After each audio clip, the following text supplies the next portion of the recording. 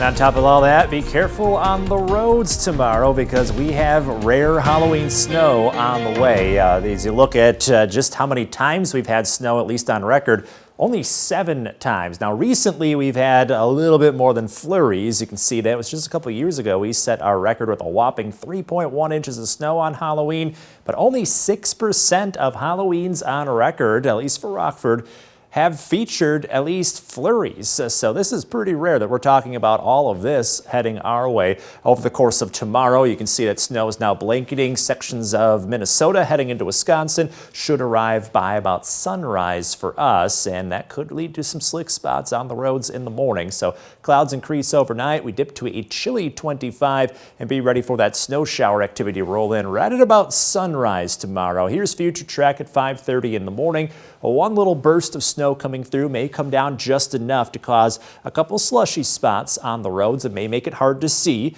And then it gets out pretty quickly. So this will be the theme in the morning as we get these bursts of snow to come through every so often. So jumping forward to about 10:30, may get another burst of snow to come through. That could linger through about noon, and then we get a bit of a break, and then things become a little more spotty after that, but still could see the occasional snow shower activity through about 5:30 in the evening. So as you can see here, long breaks in between the snow, but every so often we're gonna get this little burst of snow that comes through that could quickly make roads a little slippery or slushy and then cause greatly reduced visibility. Thankfully, it's out for the majority of the trick-or-treat times tomorrow. So on and off snow may come in heavy bursts, roughly between about 5 in the morning to 6 p.m. at night. But again, long breaks in between those bursts of snowfall. When they do come down, they're mainly going to stick to the grassy surfaces, less than an inch in total.